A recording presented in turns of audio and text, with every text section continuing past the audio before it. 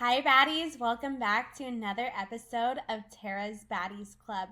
I'm really excited for today's guest. I have a client coming on, a coaching client, Lorraine. But before we get into this episode, I want to tell you guys about a few things that I have going on. First, I have True Crime and Paranormal Festival coming up in Denver, Colorado, the second weekend of July. I'm so excited. It will be in person. I'm going to be speaking with Ellen. There's also going to be another panel with a few other people, Madison McGee from Ice Cold Case, and then Kelsey from Haunted Detective. I believe her podcast is called. So check her out and check them out. I'm going to be speaking with them. The tickets are 15% off if you also use code TERRA, TERRA. I hope to see you guys all there. I'm going to be selling t-shirts, have a booth, everything. So it's going to be exciting to connect with everyone. And then a couple other things. I have Moving Past Trauma, a 5-week course starting in August. So I hope you join me for that. And then also in September, I have my Sedona retreat coming up. Heal Your Heart in Sedona. There is still a few more spaces left for that. So if you want to join me, email me to sign up. There's also links for everything in the show notes. So check out the show notes. And a little bit about my guest today. My guest, Lorraine, and I connected because of the TV show Dirty John. She followed me for a while. I started to do coaching, and I connected Lorraine to help her a little bit with her case, to give her advice on what to do, also coach her a little bit with trauma. She did a couple of my workshops. She did No More Toxic Dating. She did the Moving Past Trauma. And then we have done one-on-one calls today with each other. So I am so excited to have her because I really have gotten to know her and know her story. She is fighting for custody over her son with a narcissist in the Montreal, Canada system. So she is going to share her story, and let's get into this episode with Lorraine.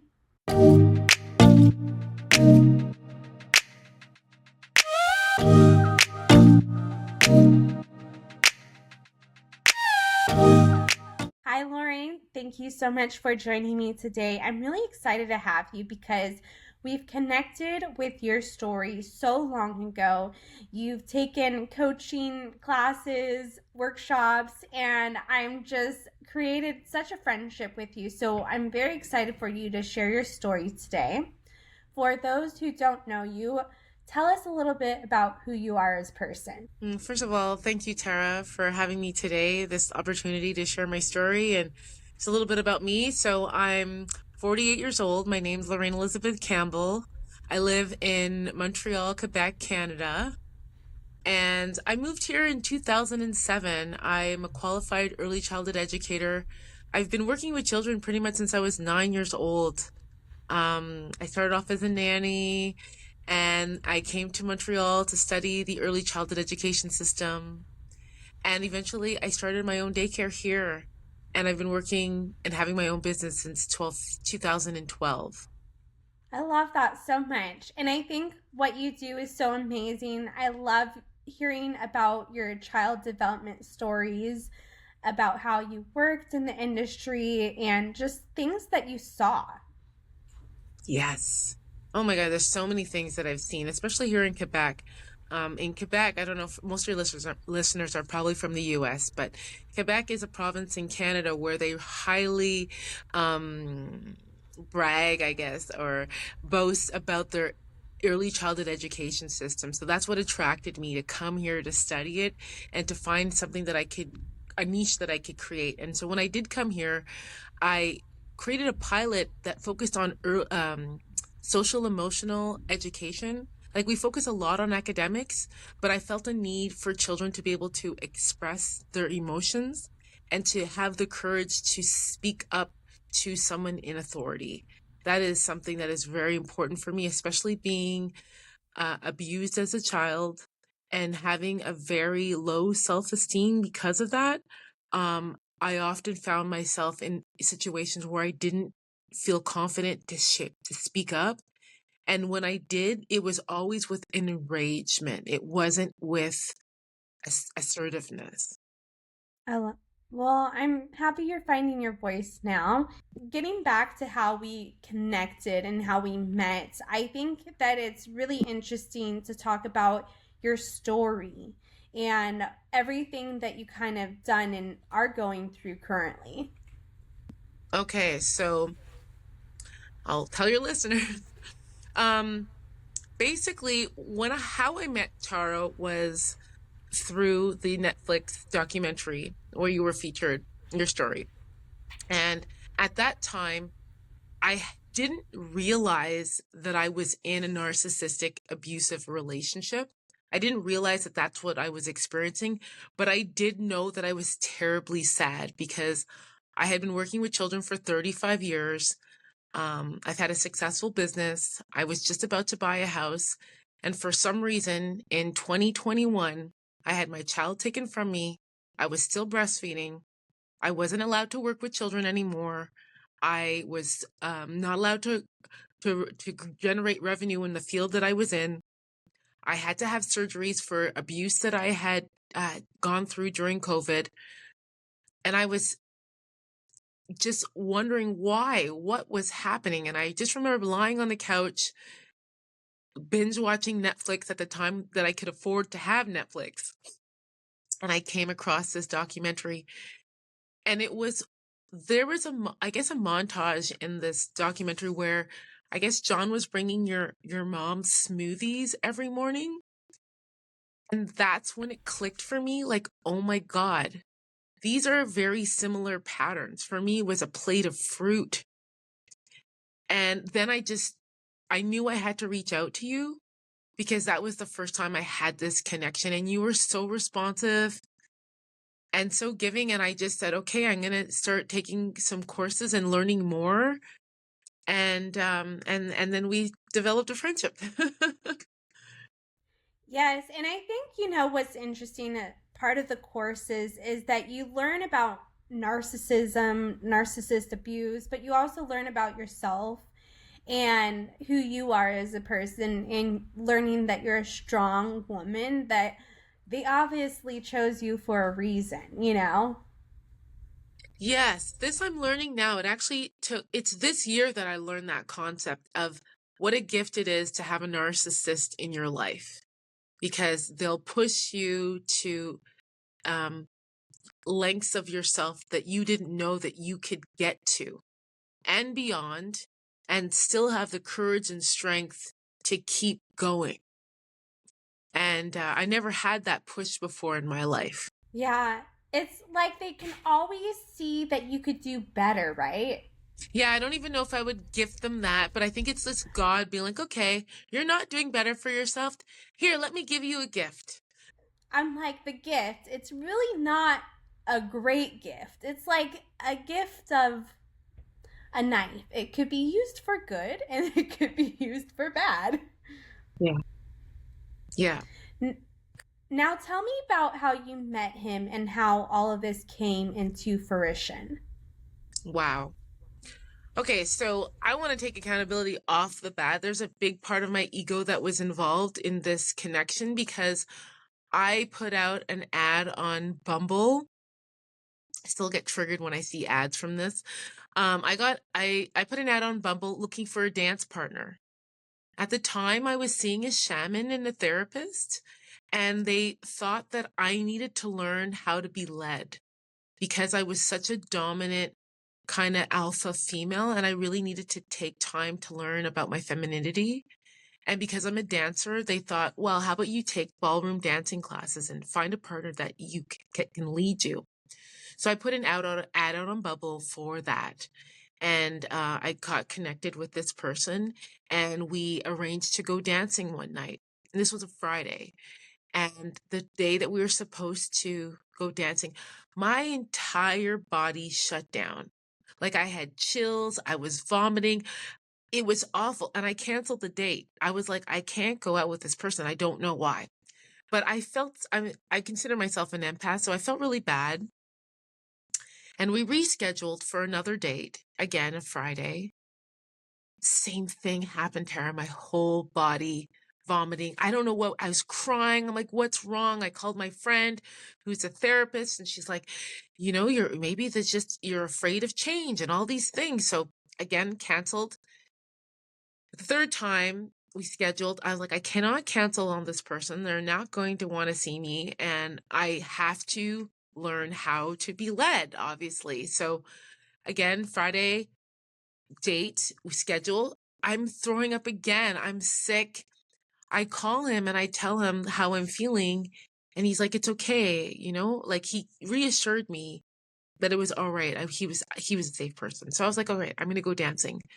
We danced the whole night. I had a wonderful time. I was like, okay, I could totally see this person as my dance partner. That was on a Friday. By Tuesday, we had a teacher. By the following Friday, we were in lessons. After 4 lessons of ballroom dancing, he told me, I'm developing feelings for you. And I don't think I can continue dancing unless we decide to start dating each other. So here I am. I find a dance partner that I feel comfortable with, safe with, first time ever. And I have my shaman therapist telling me, you need to do this to heal yourself. So my ego is like, yes, okay, I might as well to try having a relationship with this person because they want to, and I really want to get to this healing part of my life. So after 4 more dance classes together as a couple, he says, I don't want to dance anymore. I don't like the classes. And are you going to leave me because of that? And I'm like, and he's already introduced me to his daughter and who has special needs. And of course, I'm instantly attracted because I have children in my daycare who have special needs, and I have a unique program just for them. So obviously I was very much committed off the bat and meeting his mom and his friends. So I stayed. And the first New Year's Eve that we spent together, we separated because of a conflict that we had. And I knew in my whole being then, like, this is a good thing. You should not be with this person. But sure enough, the April of 2019, we got back together, and it was all this, I guess the love bombing is the term. Going to the spa and doing all the wonderful things that I like to do. I was framing my business at the time, so he was very helpful to help me paint walls and move furniture and do all the handy things that, a women like men to do. They're very handy in the beginning. Yes. And it was enough for me to share all my personal traumas to him. I was abused as a child. It affected my personality very much so. I have traumas about knives and certain behaviors. My oldest brother has Tourette's syndrome. So I learned a lot about taking abuse from people that love me, and he listened to all these things. And I didn't know until after the discard that he had been documenting everything. Everything I told him, he documented. It was it's psycho. But I understand because that happened to him as a child. He was really hurt by his parents, and they did things to each other that he witnessed, and he just learned. So, yeah. So we're back together April 2019 at this point. The abuse is happening, but I don't even know. The triangulation, telling his friends things about me, and then telling me things about his friends that were the exact opposite, clashing, but we didn't talk, so we didn't know that he was telling them one story and telling me a different story. And then towards the summer of 2019, we had broken up again. And I decided, you know what, I'm going to take time for me. I went to my friend's place in the country. I was taking time for art and really getting back into myself. And he had introduced me to a capoeira community here in Montreal. Capoeira is like a Brazilian martial art, but it's very much like dance. So I connected to it instantly. And they have a community here in Montreal that I also connected to. So there were people there that even though my ex and I practiced capoeira together when we were separated, the community felt safe enough for me to still attend and not deal with him. So in the fall of 2019, I was still actively going to capoeira. And I remember one of the students telling me, Lorraine, are you ready? And I was like, yeah, what do you mean? Because he's here today. Are you ready? And I was like, yeah. And she's a very, very spiritual woman. And I didn't realize that then now, but she was like giving me a warning. And that day, again, the whole love bomb, I'm sorry, I acted poorly. We got back together. And then shortly that month, October of 2019, I got pregnant. And I was 44 at the time. Sorry, 43 at the time. And I wasn't sure if I was wanting to have another child. I had my first child at 15. And, he's almost 33 now. And I went through a lot of, I was a single parent. And I wasn't sure if I wanted to have a child, but something told me that I needed to have this child. So I had missed my period. And at the end of October, I was kind of mentioning it to him, like, hey, that's weird.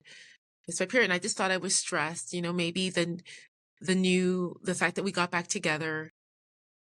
And then on November 3rd, he just kind of woke up in this mood. He's like, we need to know what's going on. And it was almost like he knew, Tara. He was so adamant. I was laissez-faire. I was like, you know what? It's all good. Like, I am probably just stressed out.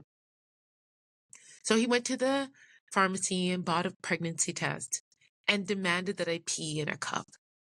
And then created this huge drama. And I was just like, God, I'm just getting out of here. So I started packing my stuff up to leave his place. And I didn't realize that he had taken the pee and did the test himself. So he knew that I was pregnant before I did. And he came out of the bathroom like face white. And I just remember him going on the ground crying. He's like, this can't happen. If you have this baby, I'm going to kill myself. You're going to be responsible for his daughter growing up without a father. And I was like, oh my God, I need to get out of this situation. And I remember during that time contacting his friends and family because I was concerned about his well-being. And of course we broke up. And I still continued with the pregnancy. And in January of 2020, we got back together and we went to go see my family doctor. And I remember him asking me if I was being abused. And I never even thought to think, why would my doctor ask me that? And he's meeting this guy for the first time. Why would he ask me that? But it was just, I guess, his sense. And throughout the pregnancy, I relocated, I closed down my businesses because COVID had hit at that time. We got a place together. There was no way I could manage staff, children, myself, my health, and this relationship while being pregnant. There was no way. So I had to close everything down. And he was very adamant that he was going to take care of me. He's works in the government, has a very good job. I completely trusted him, even though I shouldn't have.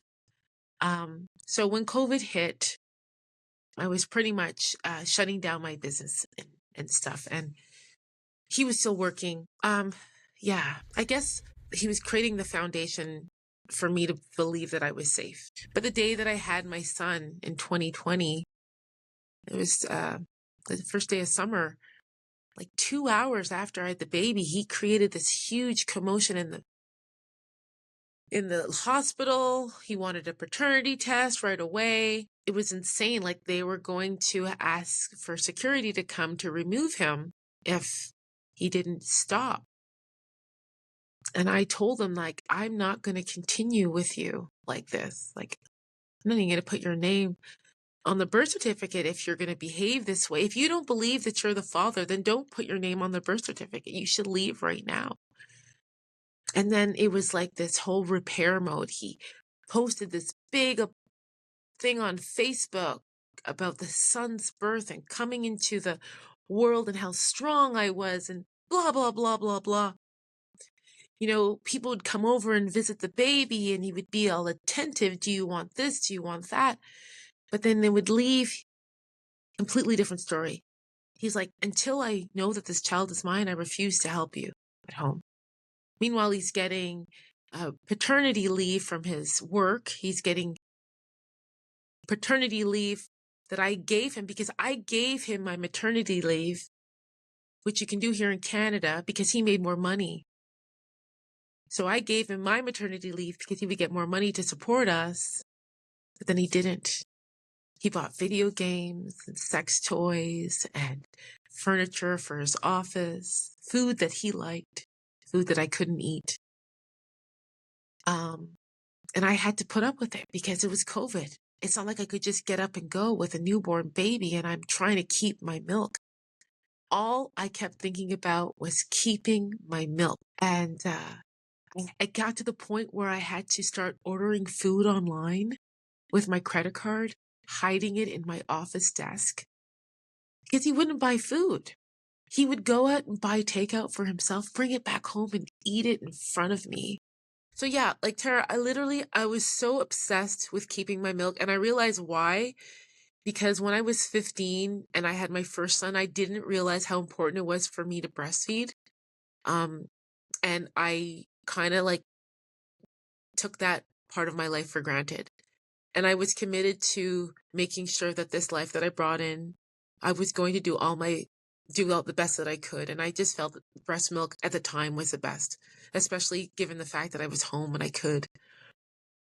So, he took advantage of that.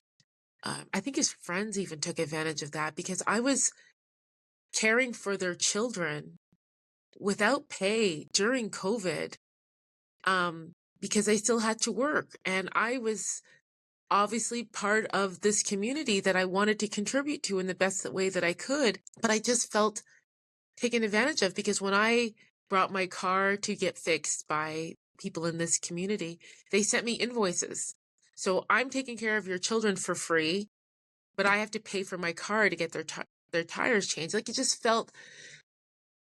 I felt so taken advantage of and I couldn't say anything because I was in it.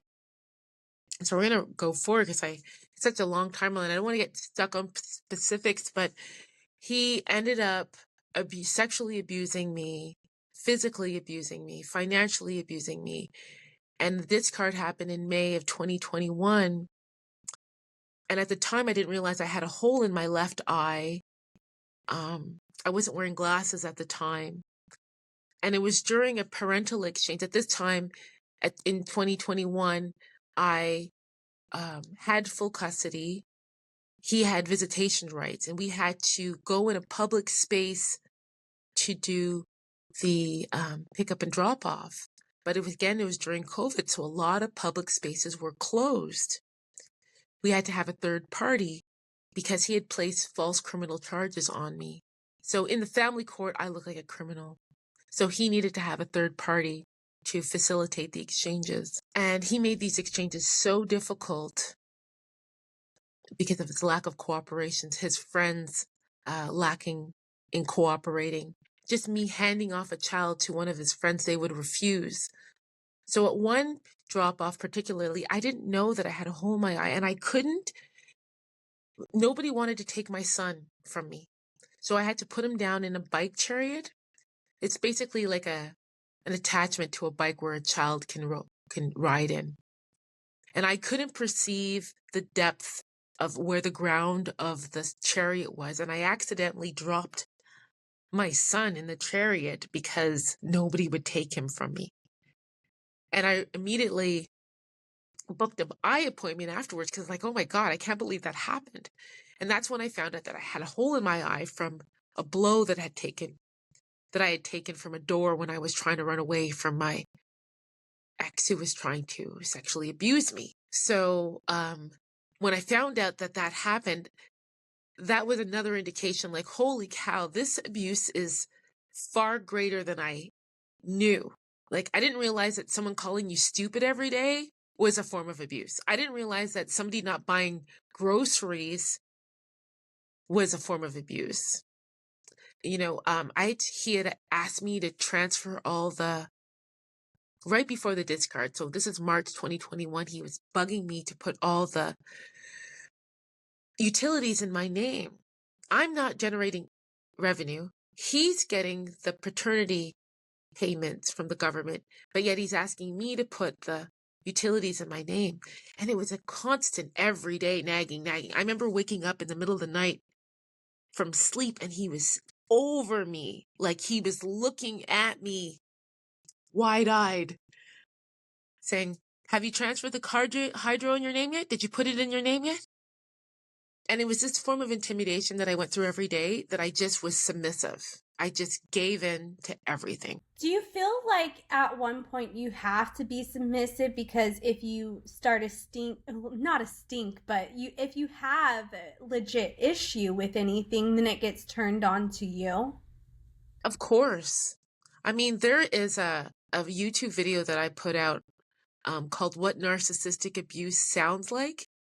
And it's a perfect example of where I had to sign a contract, Tara, to use the knives in our kitchen because I didn't clean up fast enough after I cooked. Now, I'm a daughter of a professional chef. I love to cook. And when I cook, I make a mess because I just love it so much. I was caring for myself, the children, him, his mother, and I didn't clean up fast enough. So he would hide the knives and I had to sign a contract to use them. And I gave That's, into that because I gave into that just to keep the peace. yeah. And that's a different level of control. Having a contract to actually use something that normally a guy would be like, okay, I'm happy she's cooking for me. But no, he had to have control even whether you were going to cook or not. Right. Everything was controlled. It was insane. And I perpetrated like I was so happy. I refused to shed any light of discomfort. And it was to keep my milk. There was no way anybody was going to bring sadness into my life. That's why I started the Star Parent podcast, because I needed an outlet of creativity to keep my joy and my levels and my esteem high. And I wasn't going to rely on him for that. Yeah, and I'm so proud of you for starting that podcast. I love it so much. Now, Yeah, me too. we talked earlier about how you wanted to mention, I know you mentioned a touch about like what was abuse that you didn't quite recognize, but what were some other things that you didn't quite recognize as abuse that was abuse? Well, the fact that I'm in a French speaking province and I'm a Black female and I'm also Anglo, I didn't realize that systemic abuse was going to be used to his advantage as well. One of the when I was acquitted of the false criminal charges that he placed on me on December 6th of 2023. And I will never forget the Crown prosecutor ending her closing argument with, "But Your Honor, he's an expert physicist." And I realized then, like, his status carried weight in the courtroom. And that's what's happening in the family courts right now because he makes a lot of money, because he's white, because he's French, and because he has this position in the government. They see him as a truth teller. But it's the complete opposite. So I never expected that form of systemic abuse to be used to my detriment. And he's playing on that. Like the things that his lawyer says play into the hands of every stereotypical black, um, every black stereotype that you could come up with for a female, they've used to their advantage. And so that's the part that gets me very frustrated, because I've had to learn, which is a good thing, how to be assertive, feminine, calm, relaxed, okay with people looking down on me, and still holding myself high. I've had to learn all of that through this whole ordeal, because they have treated me like crap. Like even the daycare that I go to, it's owned and operated by his friends, and they treat me terrible. And I go in there every week knowing full and well that the way you treat me has nothing to do with who I am. It has everything to do with a reflection of who you are in your soul. And it's taken me a long time to learn that. Yeah. Yeah. Wow. I know you and I know your story, but hearing it, just sitting down talking about like your story in a sense, it's it's unreal to me that people, well, I believe it because I went through interesting things too, per se, but it's unreal that people actually do this stuff. Like, I wish there could be just good people out there that could treat you nicely. Like, why? It doesn't take anything to be a kind human. Yeah, but it's unfortunate that some people cannot be kind because it brings out parts of them that they don't want to face yet. They're more comfortable being scheming and lying and cheating and setting people up. Like I'll give you an example.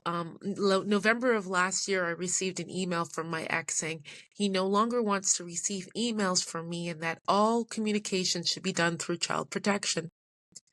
I got an email from child protection basically saying the same thing. All correspondence will be done through us. I recently was in court last month where his lawyer said, Miss Campbell has not communicated with my client since last year, November. No explanation to the judge about why. And then I found out that all the emails that I've sent to child protection that were supposed to go to my son's father never were sent. So they are stating a fact. Yes, I have not. They believe that I have not communicated with them in a year, but they had asked not to be communicated with, and the people that I was supposed to communicate didn't give the information. So it's like I'm being set up now to be looking like I'm not communicating as a co-parent. And now he's asking the judge to have full control over our child because I'm not communicating. And it's just this foolishness that I'm so sick and tired of, that unfortunately legal aid services don't have the time and the staff to deal with cases like this, because it's petty and it's querulous. And I have to hire an attorney now.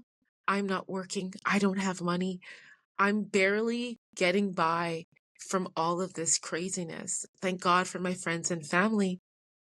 And that's why they put together a GoFundMe page for people to help so that I can get through this on top. Because he's not going to stop. I know why he's doing it. And I'm sorry his parents separated and put him through hell. From the ages of 4 to 9, he had moved 30 times. He had caregivers, all these different caregivers going through his life. I understand what he's doing, but he's not going to stop. And if I don't have proper legal representation, he's going to try to steamroll me for the rest of my life. And so, thank God my friends have banded together to share this story, and asking you to share my story and to promote the conversations about narcissistic abuse, because there are people worse than him. I'm sure of it. Yeah. I'm sure of it. Yeah. Now, I'm like, just, I want to. It's just like these things, it happens every day. And it's like a case like yours, though, is what a extreme narcissist, a malignant narcissist does in a sense. And these are kind of the worst narcissists and until you get to like sociopath and psychopath. But they're all on different levels of horrible. Yep, completely. And what has helped me the most is art, painting, writing, dancing, stand-up comedy, improv, musical improv, you name it. I have been doing it all to get my mind and soul out of this sphere that they've sucked me into. And although I have to co-parent with them for the rest of my life, um, they don't have control over me anymore. My happiness Yeah. is not determined on what's going on in the courtroom, whether because he has full custody now. He has full custody of my child. And as that is saddening sometimes, it's given me the opportunity to work on myself. Yeah. And I've seen you in some of your dark moments. Yeah. And I can't even imagine. And it's just like you got to encourage yourself. You got to keep going on. And in this moment, this is what we plan, for you to create a safe space for him. And one of the things that I think we even talked about is how whenever he comes back from the Yeah. dad's house, to do like a little card or something to show that he was loved while the time he was away. Yes. Oh yeah. And then, yeah. And then I think that you do a lot of cool things with your is star, why am I drawing a blank right now? the, Star the Star parenting? Parent podcast. Yes. Yes, Star Parent Podcast. Like, tell me all the things that you talk about on that and also how you navigate the co parenting. Good questions. Okay, so the Star Parent podcast was created for people parenting themselves and others, and it stands for spirituality, tools that we use, awareness, and repair. And it's all facets of parenting ourselves.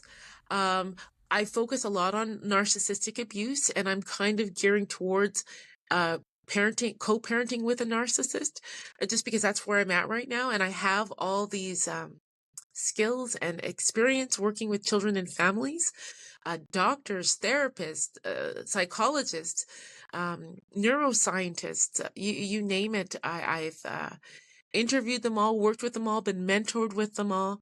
I do focus a lot on spiritual growth, whether it be source, the creator, whether you are an atheist or a dire Christian or follow the Torah.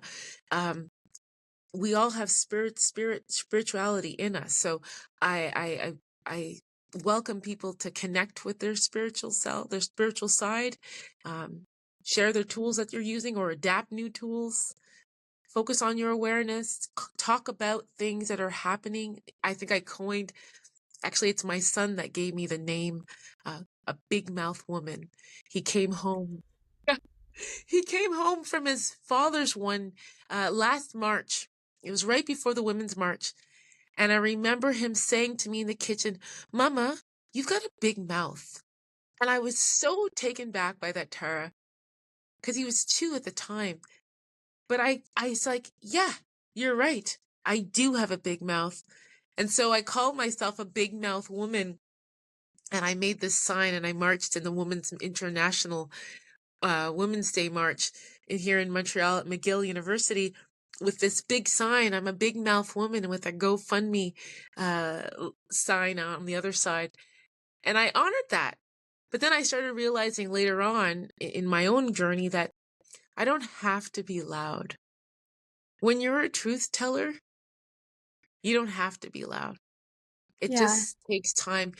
Everything that's happened with, P. Diddy and Drake and, the exposure that Cat Williams has given so many people now, uh, I think it's time to shed light quietly on abusive and toxic behavior.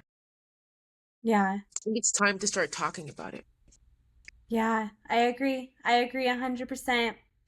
Now, before we go into the Patreon where we talk a little bit more about your co-parenting experience, where can Yes. we find you to support your GoFundMe? Where can we support you if we want to connect with you? Yes. Well, the Star Parent Podcast, we have a page on Instagram. We're going to be launching a parenting program this November. It's quite dynamic. It's a 3-year coaching program for people with children or co-parenting with a narcissist. It's a very unique program. You can find us there and get some more information. Um, yeah, that would be the best way actually is through Instagram right now. Well, beautiful. Thank you so much. We'll move on to the Yeah. Patreon. Thank you for listening to this episode with Lorraine. If you feel like contacting her, please reach out to her, Star Parent Podcast. She is amazing, and it has been truly a joy to connect with her and help her on her journey. She is looking forward to helping out other people on their journey as well. So check her out. Check out her GoFundMe if you feel like helping out. And until next time, I'm Tara Newell. See you guys next time.